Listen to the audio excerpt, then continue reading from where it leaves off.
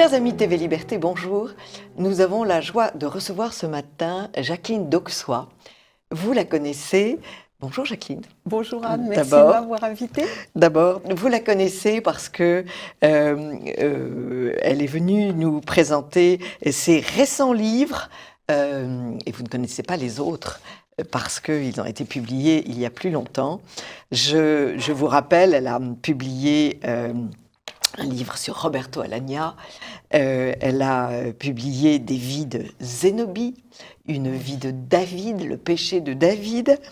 Elle a publié aussi, plus anciennement, des livres sur un roman sur la Grande Pâque russe.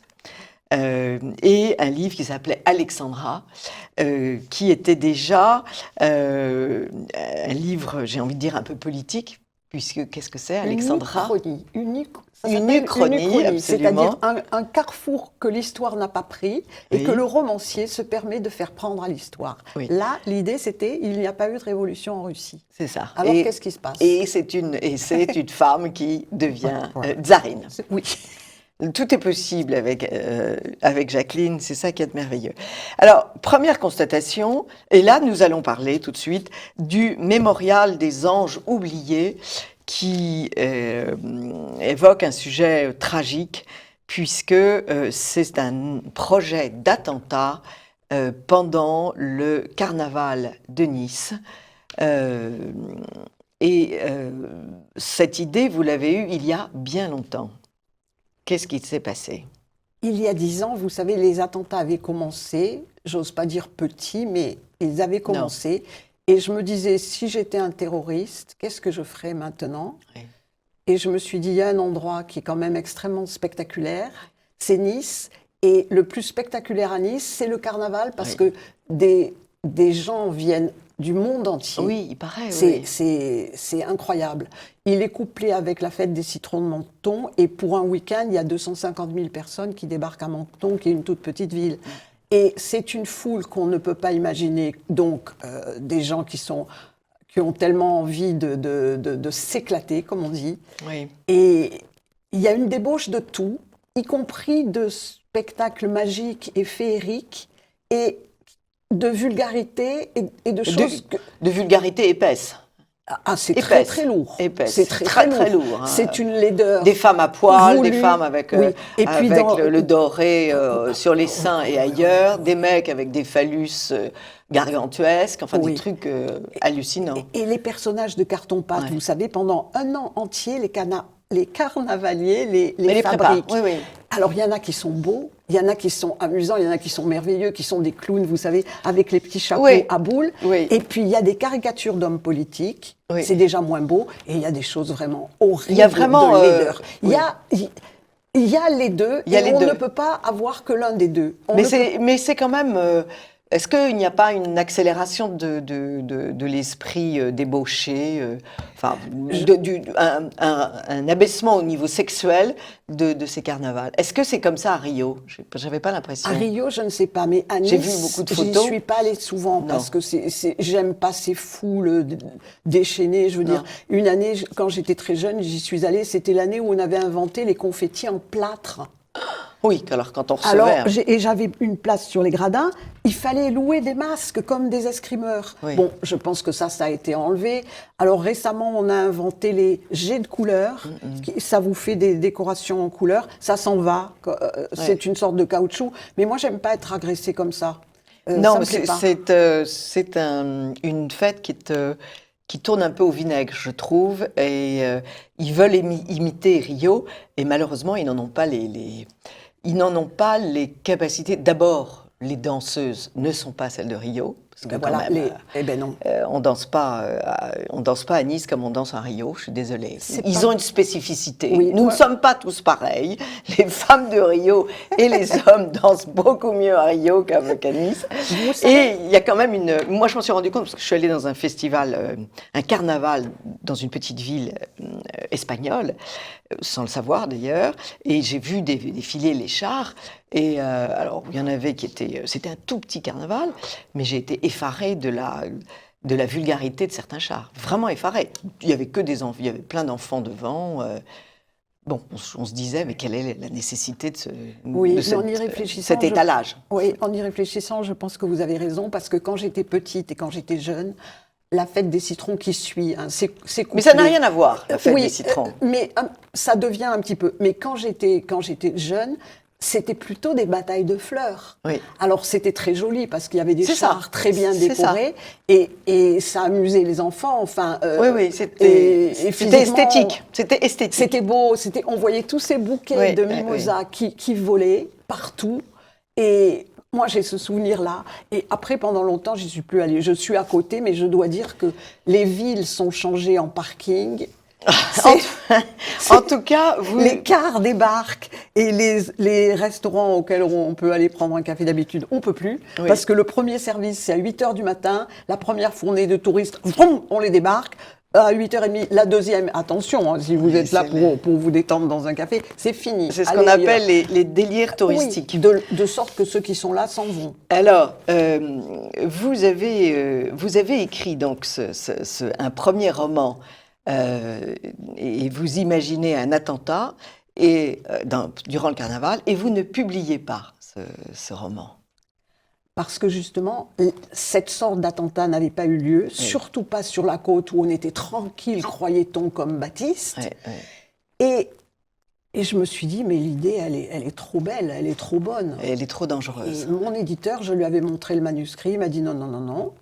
Et j'ai pas insisté, j'ai dit non, non, non, non, il a tout à fait raison. Et je n'aurais pas vécu si le livre si ce roman avait été publié et que l'attentat ait eu lieu après, même le 14 juillet. Parce que l'idée était trop bonne, Anne, de faire exploser la promenade des Anglais. Absolument. Mais de toute façon, dans mon premier manuscrit, qui s'appelait L'amour terroriste, l'attentat ne réussissait pas.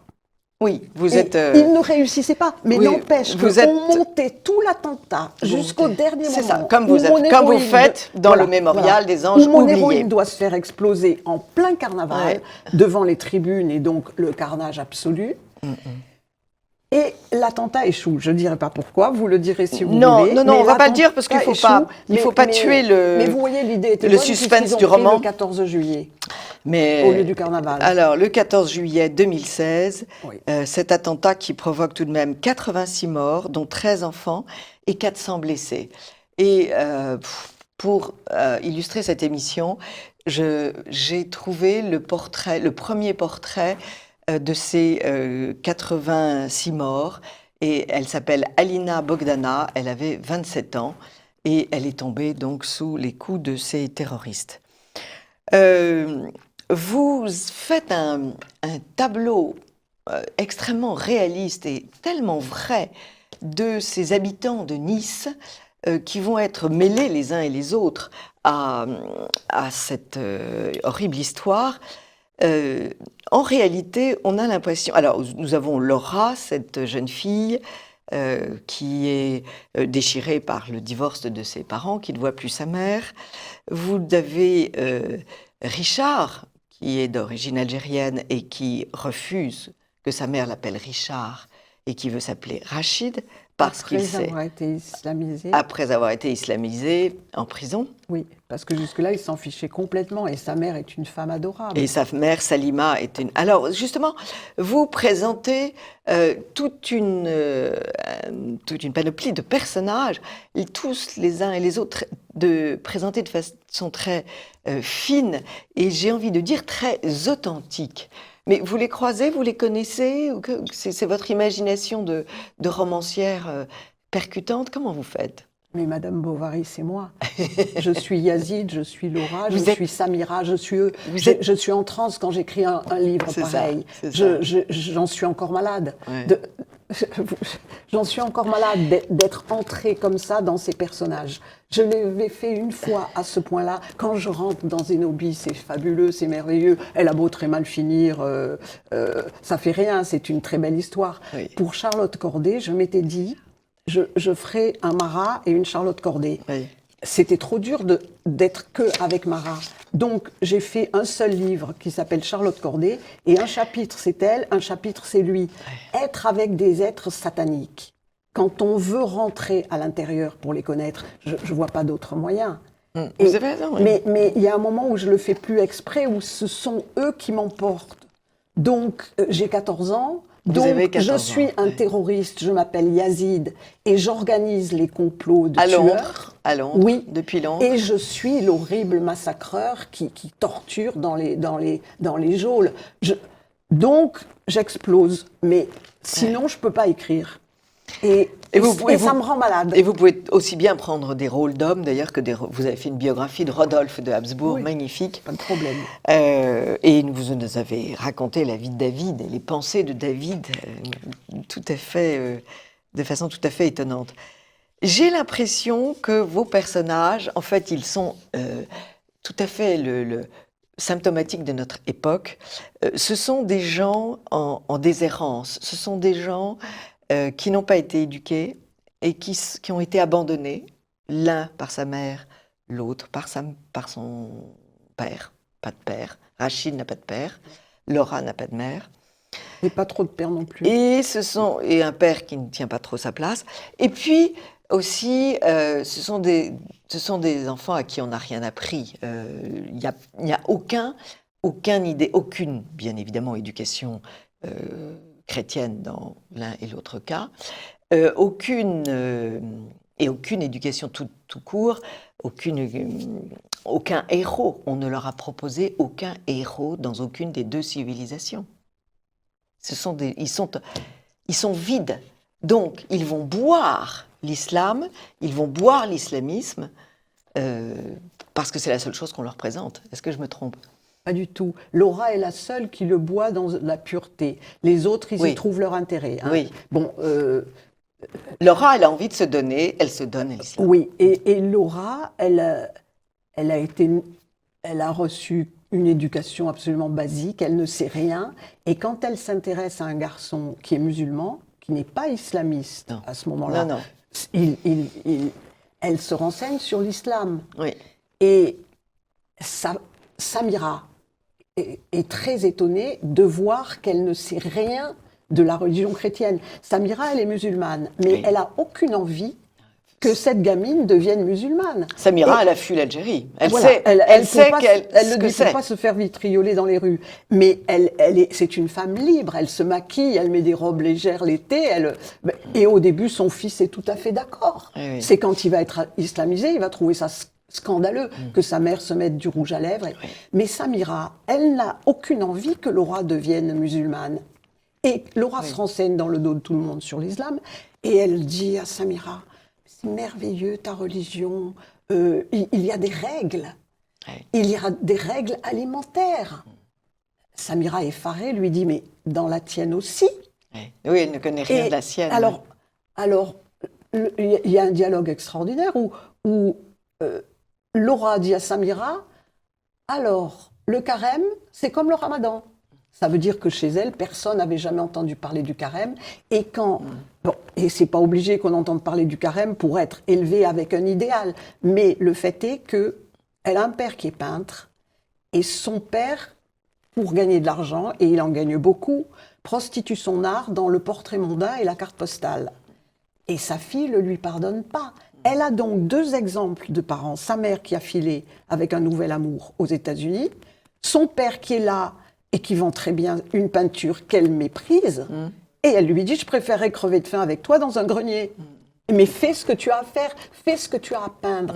Donc, je crois que si elle avait eu un père... C'est facile à dire, mais les peintres sont quelquefois obligés de faire des portraits mondains pour survivre. Mais elle a 14 ans. Et elle a 14 ans. Elle a 14 ans. Donc c'est l'âge où on est tous épris d'absolu. Oui. Personne ne lui a donné aucun absolu.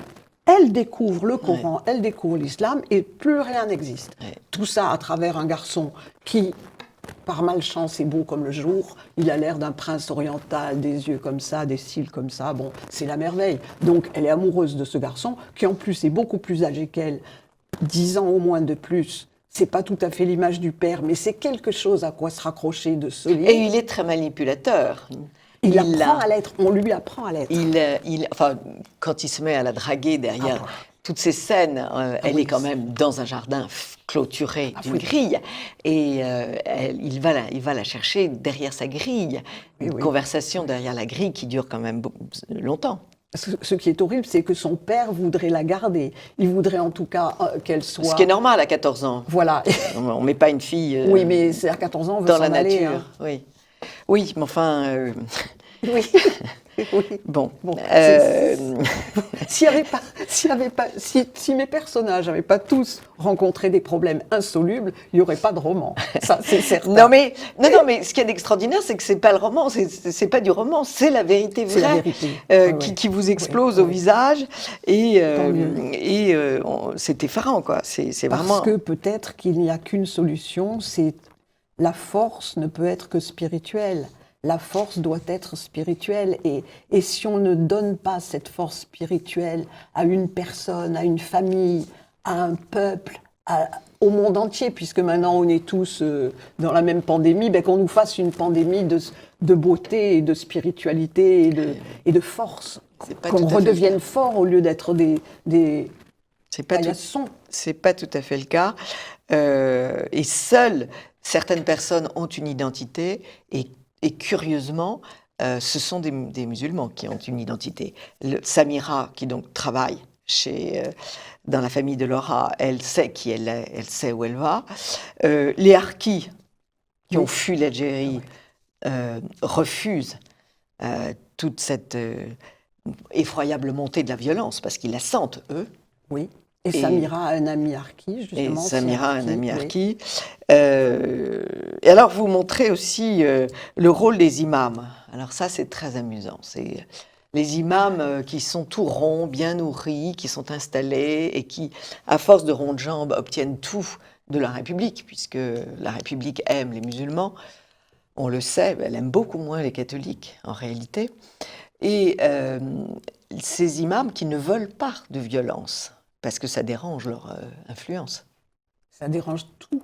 Et on n'obtient rien comme ça. Et les Chinois l'avaient compris depuis longtemps. Il faut prendre l'ennemi, mais il faut le prendre intact. Ça sert à rien d'aller tout ravager.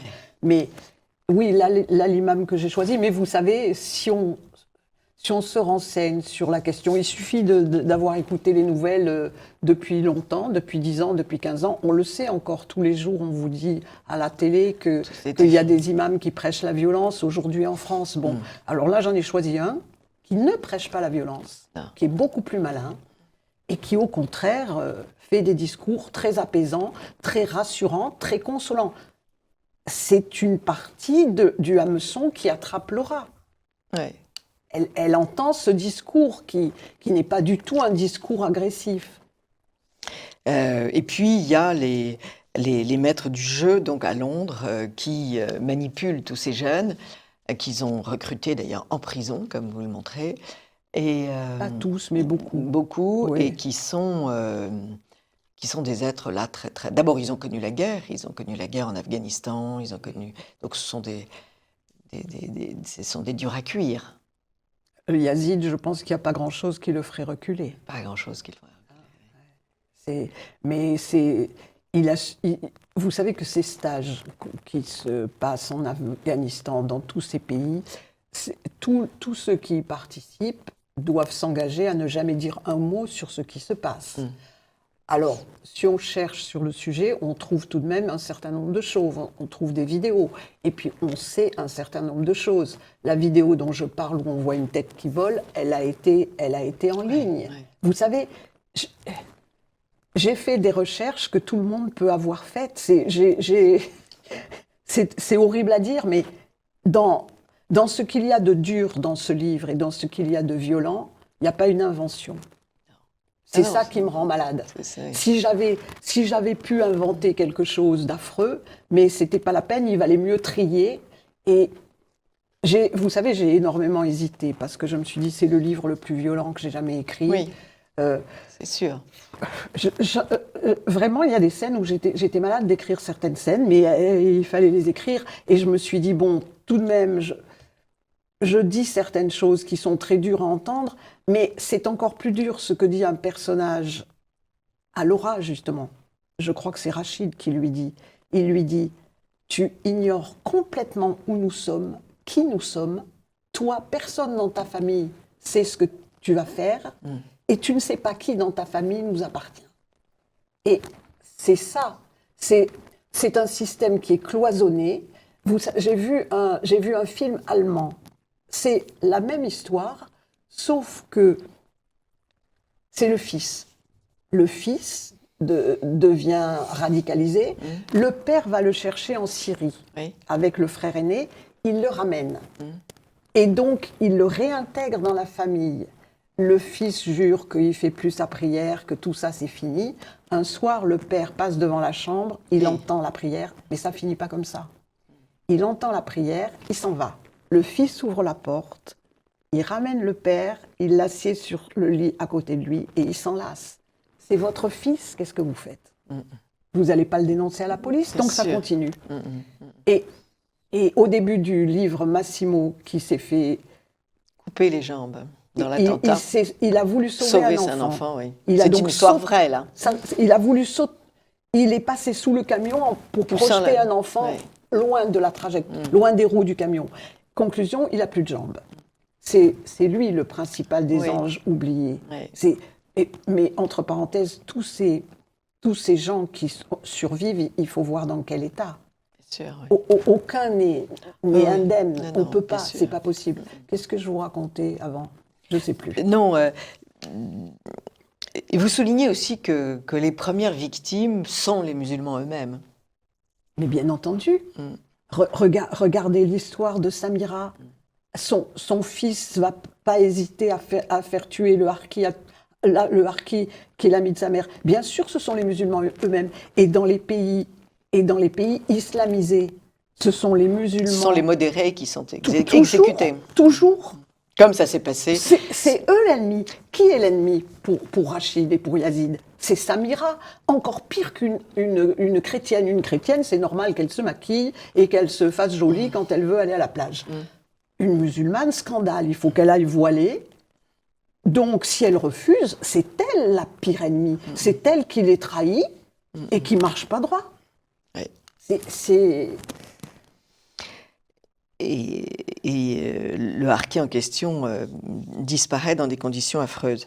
Mais il y a une phrase étonnante, c'est de Rachid à Laura. « Vous avez renoncé à être des seigneurs, c'est nous maintenant les seigneurs. » Et bien sûr, il en faut. C'est une évidence. C'est pour ça que je vous dis qu'il faut. Non, mais il en faut pas. C'est pas dans l'idée de tout le monde. C'est pour ça que j'aimerais que vous insistiez. Comment se fait-il qu'il faut des seigneurs? Il faut des gens qui dirigent? Parce que nous avons tous, d'une certaine manière, 14 ans comme Laura. Et nous n'avons pas envie de voguer n'importe où le vent nous pousse. Comme des rats crevés au fil de l'eau. Oui. Et tout le monde, je pense, a envie d'admirer. Moi, j'ai envie d'admirer. Ah, mais j'ai envie d'admirer qui? Vous savez ce que dit Chesterton. Le monde ne meurt pas du manque d'admiration, de choses à admirer. Le monde meurt du manque d'admiration. Mais oui, mais parce que peut-être on manque un peu de choses, de gens et d'actes à admirer. Non, il y en a plein. Massimo est à admirer. Mais oui, mais justement, on n'en parle pas. On n'en parle pas, même. C'est bien le problème. On est d'accord, Anne. On n'en parle pas, on ne le montre pas. Il est exclu, c'est pour ça que je l'appelle un ange oublié. On ne parle pas de nos héros, on ne parle pas de nos saints, on ne parle pas de nos grands rois, on ne fait que recevoir de la cendre sur la tête, en disant qu'on est vilain, méchant, pas beau, et qu'il faut qu'on disparaisse, au profit de gens qui sont parfaits. Enfin, cette phrase est assez... Oui, c'est pas mal que j'ai écrit ça, finalement. Oui. Vous avez renoncé à être les seigneurs, c'est nous maintenant les seigneurs. Ce qui est effrayant, c'est que ce matin se déroule le procès des comparses des agresseurs du père Hamel, qui a été égorgé dans la... Ce matin aussi, on peut trouver que le père de celui qui a agressé à la hache ces personnes devant l'ancien l'ancien bureau Charlie de Hebdo. Charlie Hebdo. Le père de cet homme-là dit qu'il est très fier et que les gens de son village, il doit être encore au Pakistan, les gens de son village sont venus le féliciter. On est quand même dans un climat où tous les jours se passe une agression, tous les jours. Ça, je ne savais pas. On est très fiers qu'il ait pris une machette Oui. et qu'il ait frappé une Oui. jeune femme Oui. en pleine figure Oui. et un jeune homme. Oui, oui, oui. Oui, vous voyez, donc C'est sur le salon beige ce matin. je vais finir par penser que mon livre, il est pour enfants de cœur, Alors, à côté de la réalité. non, il n'est pas pour enfants de cœur. Je pense qu'il sera un coup de poing pour... alors, pour vous et moi, on le sait, mais pour un certain nombre de gens qui ne veulent pas voir. Parce qu'en réalité, je suis persuadée que chacun sait que la situation est horriblement tendue et dangereuse. Vous avez eu deux prédécesseurs. Il y a eu Laurent Oberton, qui a écrit des romans terribles sur cette soumission européenne. Et puis, il y a eu un livre d'une Russe qui a écrit La mosquée Notre-Dame. Et elle démontre la soumission progressive de la population française qui va se mettre à porter tous les signes extérieurs de la religion musulmane, changer les prénoms et donner Notre-Dame à la religion musulmane. Ce sont des livres assez effrayants. J'ai pas lu Oberton, j'ai lu seulement le livre de la Russe, La mosquée Notre-Dame. Bon, le vôtre est de ce type de roman extrêmement cognant qui peut faire quand même comprendre aux gens qu'il est nécessaire de développer le beau, le vrai et le bien pour que nos adolescents n'estiment pas que l'islam, que cet islam intégriste, extrémiste et tueur, je ne parle pas de l'islam modéré, que cet islam est dangereux. Il faut absolument que chacun d'entre nous soit l'éducateur de son adolescent, en fait. Bien sûr, c'est l'islamisme, c'est pas l'islam qui est dangereux. Et il y a déjà plusieurs années, j'avais écrit La Grande Pâque russe, Oui. mais c'était beaucoup plus romanesque que celui-là. C'était quoi la Grande Pâque? La Grande Pâque russe, c'était aussi une sorte d'Uchronie. Oui. Et ça se passait au Moyen-Orient, et ça se passait en Turquie. Oui. Et c'était les mêmes mécanismes, mais au niveau... L'autre était plus politique, il était plus romanesque, et comme il était complètement romanesque, peut-être les gens ont moins vu le contenu. Néanmoins, une dame est venue me trouver à une signature, elle m'a dit « Votre livre a sauvé ma fille ». Ah oui. Oui, c'était il y a 10 ans, peut-être. La Grande Pâque russe, je ne sais plus quand je l'ai écrit. Donc, déjà, vous voyez, mais bon, c'était aussi le sujet des livres dont on ne parle pas, auxquels il ne faut pas faire d'écho, parce que ça dit des choses qu'il ne faut pas dire. Mais tout ça, on le sait depuis très longtemps et on n'a rien fait. Et c'est le problème de Massimo au début du livre. Il arrive chez la narratrice. Elle ne sait pas qu'il est en fauteuil à roulettes. Il sonne au portail, il lui dit « Descends ». Elle lui répond « Monte ». Elle n'est pas venue là dans le midi depuis très longtemps. Comme il ne monte pas, elle descend et elle le voit dans son fauteuil à roulettes avec plus de jambes. Comme ils se connaissent depuis 30 ans, ils se revoient. Ils savent qu'ils vont se revoir. Elle fait construire une rampe d'accès au lieu d'escalier pour qu'il puisse monter chez elle.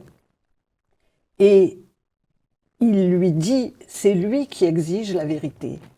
Il lui dit, nous avons tous consenti à l'attentat du 14 juillet, nous y avons tous consenti. Chacun est responsable. Il lui montre ses moignons, il lui dit, ça c'est un crime à retardement.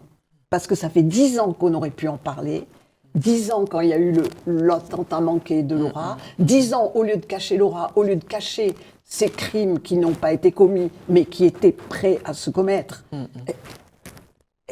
Et en fait, Rosebell, elle a fait régner l'omerta. Hein, elle a fait... La police, du moment que le crime n'a pas eu lieu, du moment que l'attentat ne s'est pas produit, elle recherche, mais tranquillement. Elle recherche un peu parce qu'ils ont quand même vu qu'il y avait eu un vrai problème à ce carnaval. Mais il n'y a pas eu de crime, donc, et Laura est très très bien cachée, donc on ne la trouve pas. Mais qui a organisé tout ça? C'est Rosebel. Et pendant 10 ans, tout le monde s'est tu. Et Massimo pense que pendant 10 ans, toute une société s'est tue et n'a pas voulu voir ce qui se passait sous son nez. Oui, oui, non, c'est... Et ceux qui disaient la vérité ont été exécutés ou traînés en justice ou condamnés à des peines financières parce qu'il ne fallait pas dire. J'ai souvenance que Marine Le Pen a été condamnée en justice parce qu'elle avait montré ce qui s'était passé au Moyen-Orient, l'exécution de prisonniers Oui, qui étaient décapités. Et elle a été condamnée en justice. Donc il y a tout de même un côté scandaleux de condamner la personne qui dénonce plutôt que celui qui...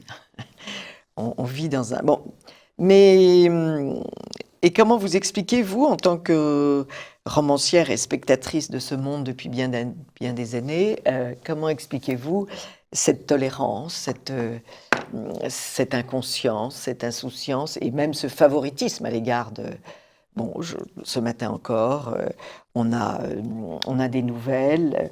Il y a eu 6309 mineurs étrangers depuis janvier qui ont été interpellés en France, dans la région parisienne. C'est plus de 42% de l'an dernier. Et on apprend et que, bien sûr, interpellés, ça veut dire qu'il y a eu problème, ça veut dire qu'il y a eu ils ont commis un délit. Ils ont commis un délit. Et il y a des juges pour ne pas exiger de test osseux, puisque évidemment le test osseux, c'est imparable pour donner l'âge d'un jeune homme. Comment expliquez-vous le comportement de ces juges et l'acquiescement général, puisqu'en fait, tout le monde laisse faire? Moi, je ne l'explique pas. J'ai baissé les bras, sauf dans mes livres, où je me bats. Mais en tant que citoyenne... Non, employez pas ce mot. en tant que Française. En tant que personne. En tant que personne. J'ai baissé les bras. De toute façon, j'ai été vaccinée en faisant Sciences Po, qui m'a déjà...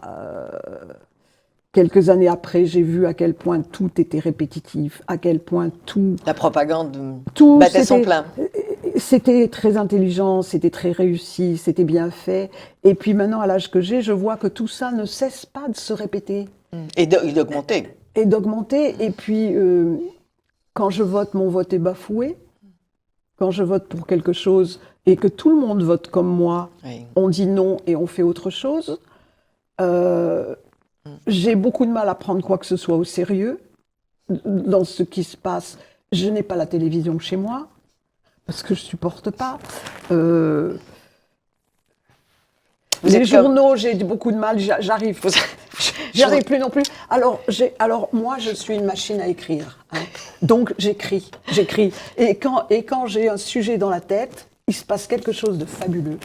C'est que tout ce qui va me servir à écrire vient tout seul. Donc, j'ai pas besoin... J'ai beaucoup de livres quand même chez moi parce qu'on a un peu de mal à gagner le lit, on a un peu de mal à gagner la salle à manger, le bureau. Vous savez, le niveau monte. Alors, de temps en temps, je fais venir quelqu'un qui en emporte 400, mais je peux pas m'empêcher d'en racheter, je peux pas m'empêcher d'aimer les livres parce qu'on peut pas tout aimer. La télévision... C'est une maladie c'est dans incurable. Voilà, incurable. Voilà. Et j'ai toujours dit que j'avais de l'encre qui me coulait dans les veines. Maintenant, je peux pas dire que j'ai un ordinateur qui me coule dans les veines. Ça revient absolument au même. Et il y a cette espèce de... À un moment, je regardais la télévision, j'ai découvert que c'était répétitif, c'était ennuyeux, et qu'on ne pouvait pas se fier à ce qu'on nous disait. Alors, pourquoi je les écouterais? Il suffit de les écouter de temps en temps, on fait le point, et ça va. J'ai été très embêtée là pendant le confinement. Heureusement, j'ai des amis adorables qui m'informaient des nouvelles.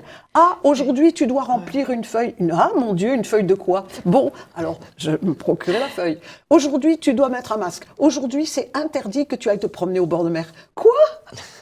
Dans les montagnes, alors je vais aller. Ah, c'est interdit aussi. On m'informait, parce que sinon... Mais Mon cas est grave, Anne. Vous me rappelez Vladimir Volkov, qui un matin, je lui téléphone une nouvelle qui le concernait, puisqu'il avait écrit un livre sur la torture, puisqu'il a participé aux événements d'Algérie.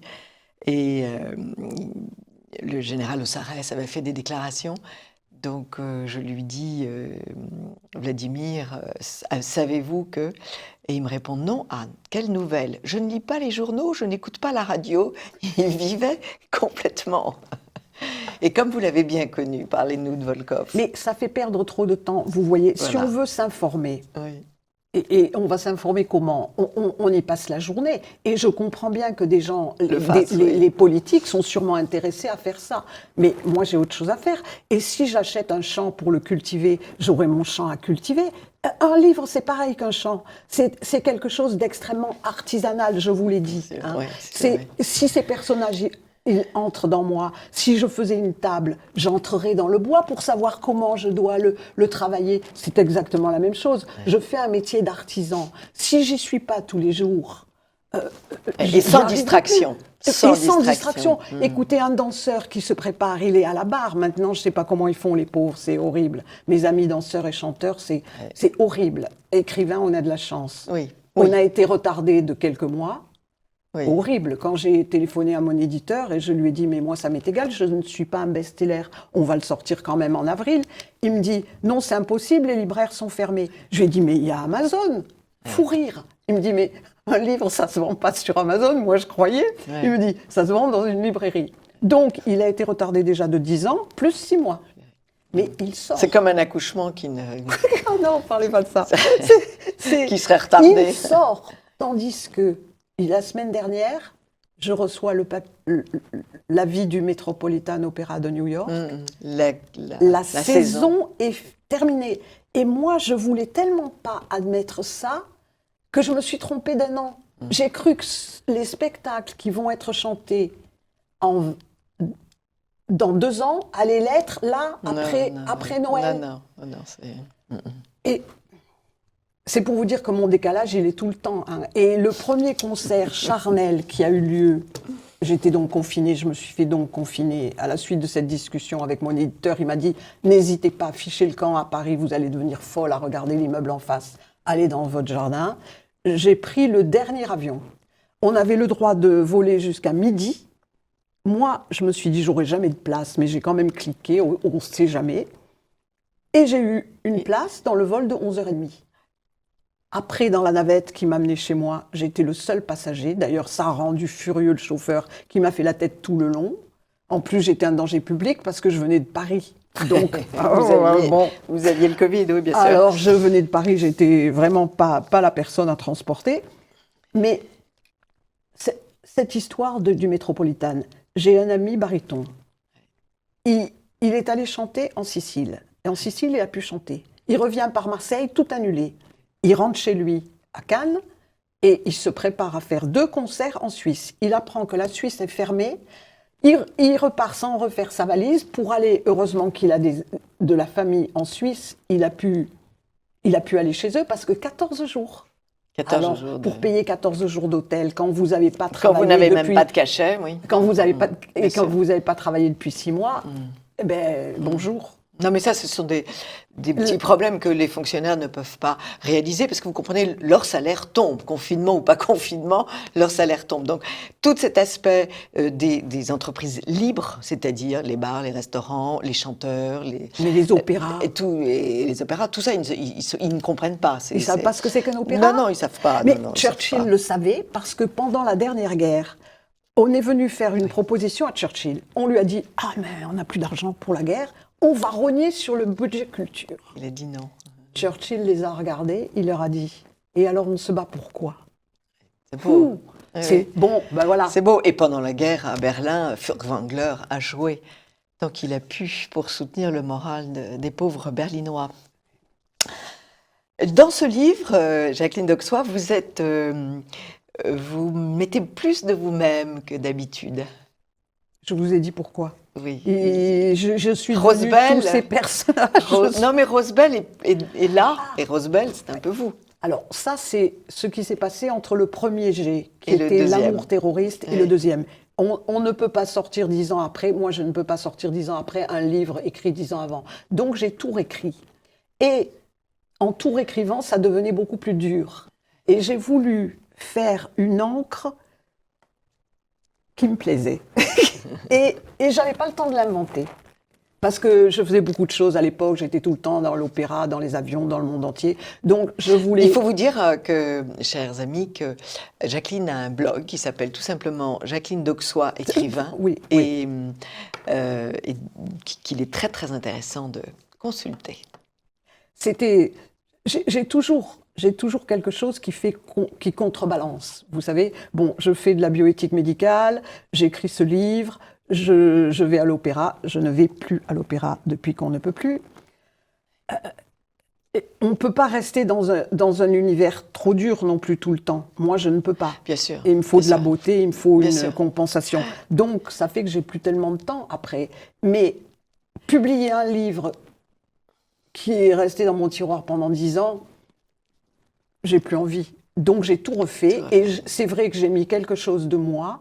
Et j'ai mis quelque chose de cette fameuse maison. Ça aussi, c'est incroyable. C'est la première fois.